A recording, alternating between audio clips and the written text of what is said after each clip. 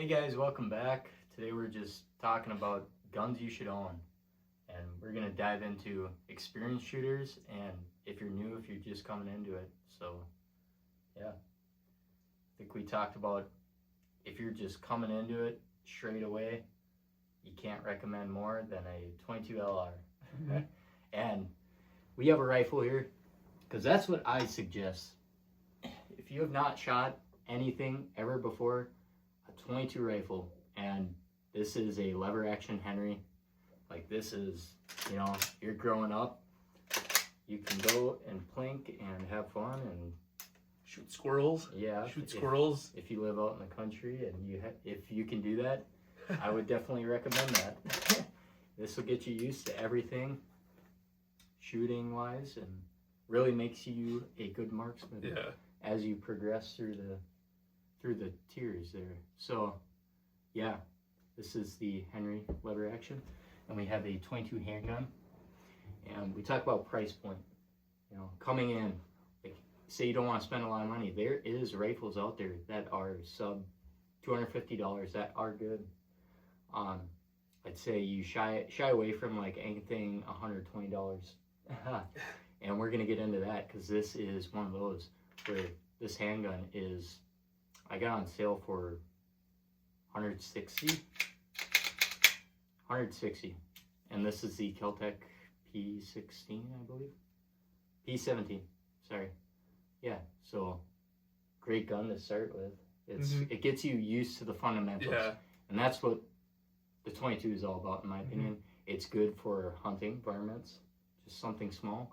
Or it's good for learning fundamentals. Yep. And that's what the handgun is all about. Like, I'd say that's the main thing. Yeah, it's just learning how to shoot a handgun, how to hold a handgun, you know, and really get used to everything that's around that. So, yeah, that is, we both agree on. So, yeah. What would you say? I'd say next, kind of once you're done, like, I'd say start with the rifle, the 22 first. Kind of, the main thing is, in the beginning is learning, you know, how the gun works, how to shoot the gun, how to hold the gun, all that fundamental stuff, the safety of behind guns, you know, how to shoot while you're hunting with other people around. Like if you didn't have a dad growing up, that right. Didn't if your dad didn't teach you that kind of stuff, like that's the first thing you get into. And obviously that's the most important stuff.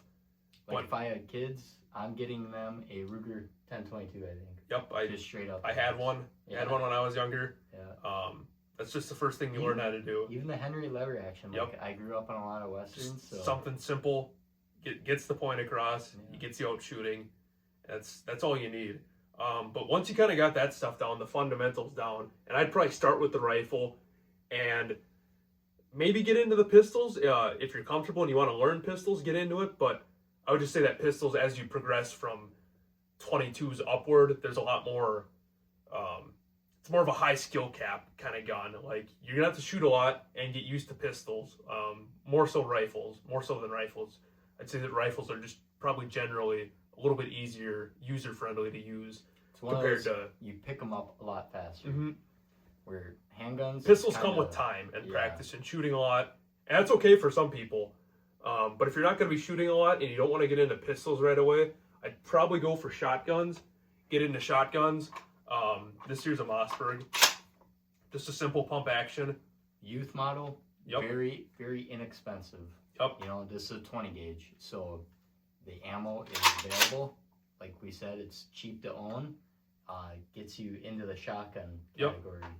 Great for hunting. I learned how to hunt on one of these when I was 10 years old. So.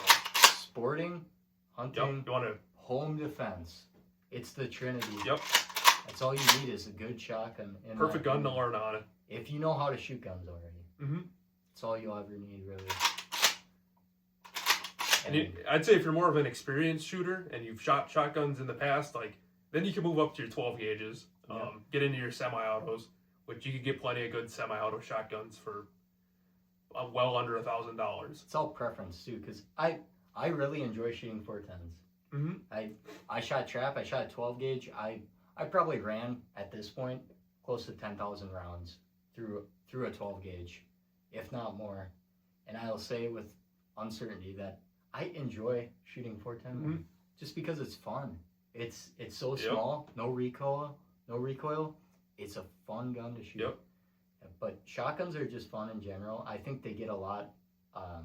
They don't get a lot of, what do you call that, popularity for whatever reason. Like unless you're going hunting and you grew up in a place where like everyone is hunting with a shotgun, I feel like people kind of forget that shotguns. Yep. I think they're overlooked. That's very viable. That's a good option in a lot of categories. It gets you shooting, and that's what matters. Like, right. You want to get good at shooting, or you just got to shoot. Get out and shoot any gun you can, and you'll get better. But yeah, I'd say the shotgun would come next once you're past your 22s and that kind of stuff. And from there, I'd probably say if you're still into guns and you want to get further along into it, probably go to the bolt action rifle. I think that's probably the safest thing, or the safest choice is probably the bolt action rifle. Just due to simplicity and there's tons of purposes for it. Like it's really a do-all type of gun. You can target shoot, you can hunt, and you can do whatever you want. Yeah, this is kind of set up for long range at the moment, but yeah, just your standard. Like you can pick up a nice bolt action for sub $1,000, and for sure something you'd be set with for life. Like if not, go buy them used. Go to a gun store. You can get a used gun for very cheap, and it'd be a great rifle that could feed your family. Like it's just something that somebody has to have, and that's kind of what this video is about. Like if you have to have it, shotgun, rifle, like you gotta have them, even if you don't use it that much. Bolt actions are nice. They're simple. They don't break easily. Like there's not a lot of moving parts going on. Yeah, it's simple enough. So yeah, when you get into your gas, cost effective. Like you're probably gonna end up spending more on your scope than you are on the rifle itself. When you get into your gas guns, there's a lot going on, kind of like he was saying, where it's a reciprocating bolt, and if you learn on a 22 bolt action, it's just like the bigger boy version. So, yeah, I agree. And I think from the bolt actions, once you get yourself acclimated to, the bigger rifles, and this is from the perspective of a newer shooter, I would probably go for the handguns. If you want to get into the bigger handguns, your 9 mils, your 45s, your 40 Smith & Wessons, 10 mils, you can start getting into that. But as we kind of said earlier, there's more of a learning curve to handguns. They're a little bit different. They're a little bit harder to use and like be good with. You need a space to shoot handguns. There's not a lot of hunting applications of a 9 mil. Right. So if you're at the point where you want to get into it, I totally recommend it that you do, because everybody should know how to shoot a handgun. Everybody should know how to shoot a 9 mil, and everybody should probably have a 9 mil. Yeah. It's a great gun to learn on, how to shoot a handgun. Yeah, and they're fun. Like that's the most overlooked thing. It's cheap. Like, this is my hobby. I don't know about you. I can take a wild guess. Outside of 22, 9 mil is going to be probably your cheapest round. So it definitely won't hurt to, if you like shooting, buy a 9 mil, because 9 mil is probably the cheapest outside of 22. So if you're past the 22s, get into 9 mil. Yeah, and you can get a 9 mil pistol caliber carbine. Like get an AR chambered in 9 mil. That is fun. That's a fun gun. It could be viable if you really want it to be, but it's just fun. It's cheap. Yeah. And if we're taking one step up from there, like another cheaper round that's fun to shoot, when we get back into the AR-15. Yep. Like that 5.56. Yep. I'd say that. And I'd say the AR-15 is probably the last thing you go for. If you've gone through all the other stuff and you're still not satisfied, like then you get into your AR-15s. As a new shooter. Yeah. But you go through all the other stuff, you learn on everything else, and then you get in the what some would call the really fun stuff, the AR-15s. And we say that because of the fundamental part. Like running a bolt action is important. You need to learn how to control like your breathing, your shooting, making sure you're steady, how to reciprocate, load another round. Where this is a little more, obviously it's semi-automatic, so it's going to chamber in the next round after you shoot. And I feel like learning on something that's easy first, or a little bit simpler to understand how it works, because that's a big part, is understanding how your gun works. Like that's why I'd suggest that over an AR-15, getting into things. Yeah. But that doesn't that doesn't change my mind. Everyone should own an AR-15. Yeah, I think because AR-15s are great guns. I believe everyone should own one. But yeah, if we talk about that, that's how I think everybody should know how they work too. Yes. Everybody should know how they works. And I suppose for anybody who doesn't know how they work, so unlike the bolt actions where you do all the work, you know, you load the next round in yourself, the gun does it for you. And you can't see it, but inside here, there's a little gas tube. So when you shoot, obviously there's a lot of pressure going on inside your chamber in here. A lot of gas gets directed through this tube, and it slides back. Your bolt carrier group slides it back, and obviously you'd have a magazine in here, and your next round is sitting under the one you just shot. It spits out that round. Next round comes up, the bolt closes and cycles it in. So it's ran all by gas, and that's not something that a ton of people know, but that's how an AR-15 works. I mean, that's what this Kel-Tec is. This is direct blowback. Doesn't have the gas tube like that. This would be straight blowback, but same way where it's semi-automatic. And if you notice on the table, we get a lot of stuff laid out here that is not semi-automatic, like a lever action, a bolt action, a pump shotgun. Like there's semi-automatic shotguns. Everyone should know that, but if you don't, I mean, the difference is pumping, same thing as, you know, your lever action. You're doing an action to load another round into the barrel, you know. So in this tube, you have your magazine tube, and you take your rounds, you pop them in there, and as you're loading back, that slider gate comes down, a round pops into there, or a shell pops into there. As you're coming up, if you see that, your gate is gonna lift it up. It's gonna have it sit right there as my bolt moves forward and puts it into the chamber. And it's the same thing, kind of like you're saying, where after I'm done shooting, except I have to manually, you know, have it fly out and get ready to pick up that next shell. Yeah. So. And I would just say it's important to know that, because as you get like your AR-15s, where there's moving pieces, there's more stuff to go wrong. And you have to know how it works if you want to ever end up fixing it. Every mechanic knows how cars work when they need to go fix them. It's kind of the same thing with AR-15s, and probably why you don't start at AR-15s. Like, you just got to build yourself up, learn how all the guns work, and then get into this type of stuff. Yeah, and you talk about knowing how to use it. I think a really good thing is cleaning your guns. Like, if you know how to fully strip down, like if you can get handed a gun that you own and you know how to pull everything apart like very fast, I think that is important. Like, you should know how to service your rifle, service your handgun, everything that you own in a fast manner, because it's gonna help you. So, and that's obviously easier with some of the first guns we mentioned, whereas if you get into an AR-15 and if you want to really take it apart, there's a lot of stuff you could take apart in here, and it could take some time, and you just want to learn, you just want to get to know it, learn it, how to take it apart, how to clean it, and that'll help you better understand like how your gun's actually working and how to fix it when something maybe goes wrong. Yeah. Which is why we recommend AR-15s later on in the game. So we talk about newcomers coming in, and let's do a scenario where it's somebody that has shot the 22, they know the fundamentals, like, and they want something fun, or they want something useful. Would you change the order in which we have everything laid out? I'm probably going right to the bolt action. Personally, I think bolt actions are extremely fun to shoot. You know, you get a lot of different cartridges, a lot of variety. So really, you kind of pick what you want, and they're simple and they're fun, and I think they're cost effective for what they are. Well, there's an itch of shooting like over 300 yards, 400 yards. Like, that's fun, and to be able to scratch that with something, you know, something that can shoot that far, and you feel confident when you do, that's special. Yeah. You know, get a big ass scope on there.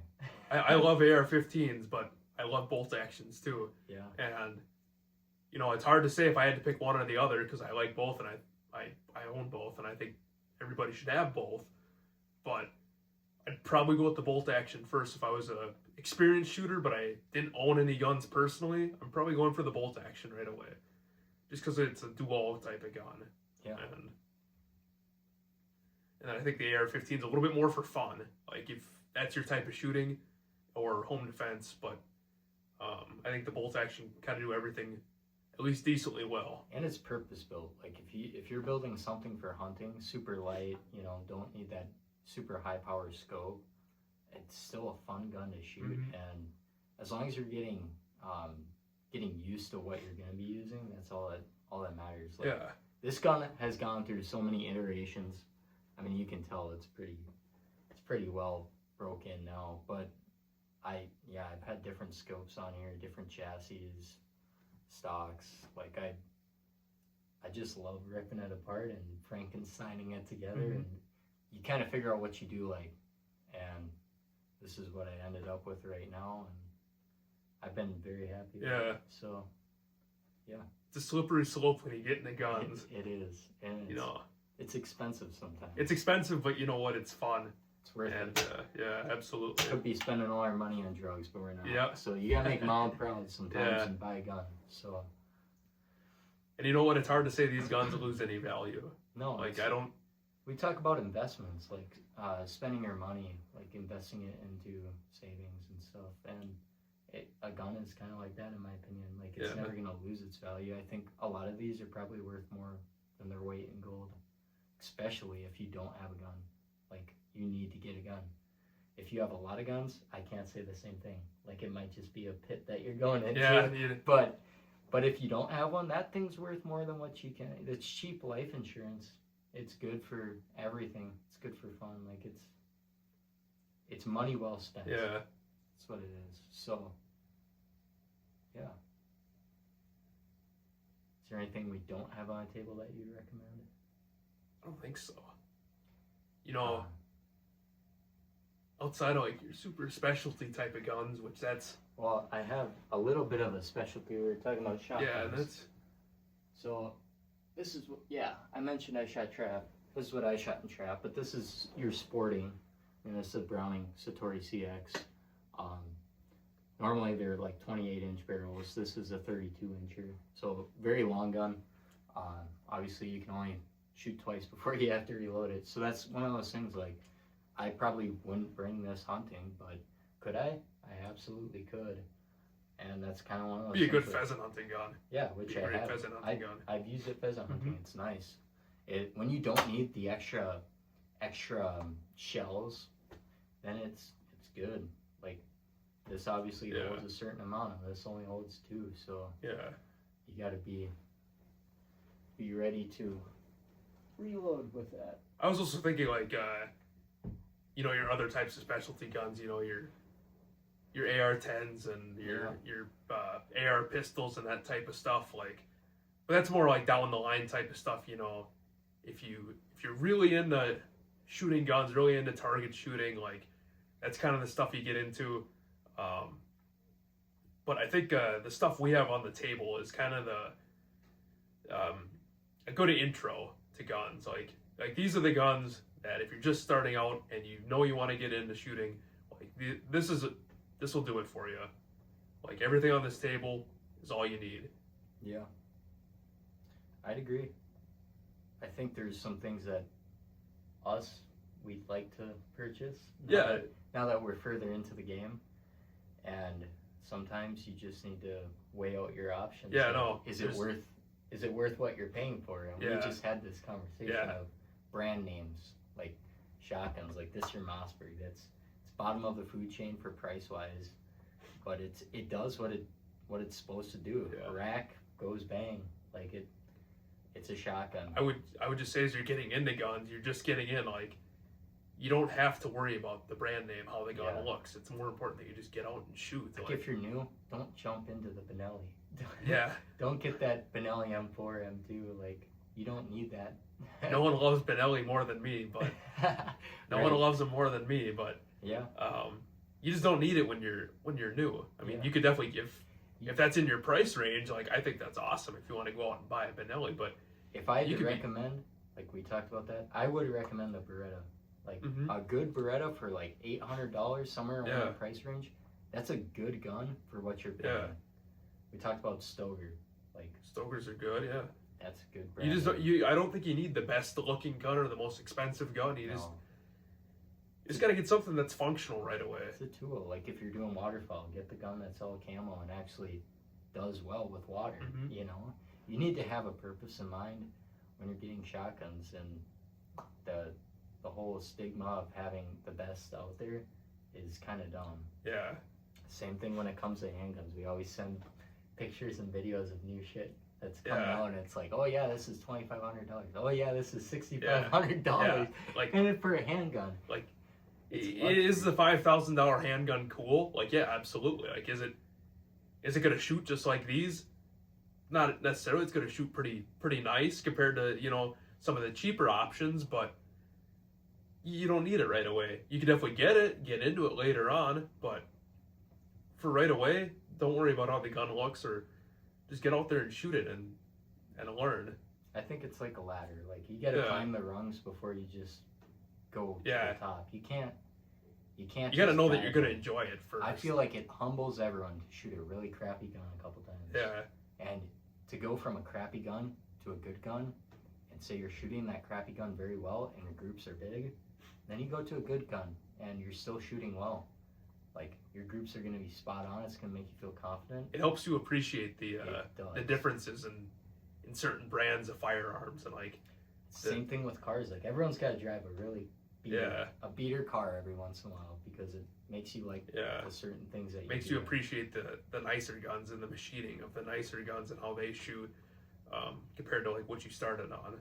So, but there's nothing wrong with starting up at the top of the ladder. If you can do that, I think it's cool. If you got the funds. If you got the money, nothing wrong with that at all. But I just say, be sure that you enjoy doing it. Like, don't let that $5,000 gun just sit around. Get out and shoot it. That's one of those things. Like everyone gets a hobby, and some of these guys, they'll get a hobby into guns. They'll go buy a really expensive gun, and then it sits in there safe because they don't have the hobby anymore. Get out there and shoot it. Yeah, you need to like. You give me one of your $2,000 guns, I'll run it for what it's worth. Yep. I'll tell you that much. So, these guys that aren't like ammo, you buy a $500 round, go buy $500 worth of ammo, and you shoot that $500 worth of ammo right away. Like, just run it. Guns need to be broken in. Like, like I'd say bolt action. I run probably close to 100 rounds before I feel super confident with it. And it gets broken in, it gets smoother, all the tolerances kind of loosen up a little bit. Shotguns, I don't think are that, like, I don't think you have to break a shotgun in as much. But handguns, I'd say, are big for, like, breaking them in. Like, I feel like you get a lot less issues after you get past the stage of getting that machining grease off, getting all the tolerances loosened up, metal on metal, like, it's getting smoother as you fire it. Yeah, so I think shooting your guns is that's definitely that's what you should take away from everything. Like getting into it, go shoot a lot. Shoot a lot of different things and shoot a lot of different ammo. Find out what you like in every aspect of it. And even if you don't want to shoot a ton, like say just shooting like every week or every other week's not your thing, and you just want a gun in the house, like all these are good options. Like I don't think there's a bad option on this table. Like, I don't think there's a bad gun out there, to be honest. Like, if you just need one to have, like, any of these are great. The only thing I have to say about that is if you're using, say I go and shoot a bunch of FMJ, full metal jacket, 115 grain, 9 mil, and now I carry around some 145 grain Hulk ones. Like, I need to be sure that those actually cycle in my gun. Whatever you're buying for self-defense, you cannot stake your entire life on that just because you haven't shot it. You need to go and shoot it, see if it works. If it works, great. Now you know. That's all the better. Don't just buy it and chuck it on your nightstand or in the corner of your bedroom. Because you can't rely. What if I pull a trigger, it goes bang once, and then now I got a stovepipe, like didn't cycle, or something stupid. It's like, well, goes back to knowing your guns, knowing how they work, and if something like that was to happen, then you know. Knowing how to mitigate your problems. If you do have a problem, you know how to hurdle that, very fast. That's the biggest thing. Is like, yeah, my gun might jam up, and if I'm sitting there fiddling with it for 5 minutes, that doesn't help me any. Because it's rack tap bang. You know, you should drop your mag, rack it back, insert your mag, rack it again. Like, just that'll solve probably 99% of your issues. The more guns you've shot, the better you're probably going to be at that. Yeah. Just because you're familiar with it. It's probably happened to you multiple times, so you know how to fix it quickly. Yeah. But yeah, I think we covered everything. Yeah. So it was another good chat here on our channel. You got anything to say to the viewers before we? Let us know if you want to see anything else. Any of our guns. I think we've showed you most of what we have. Probably have a couple more videos in the works. But yeah, let us know what you want to see, and appreciate you guys for watching.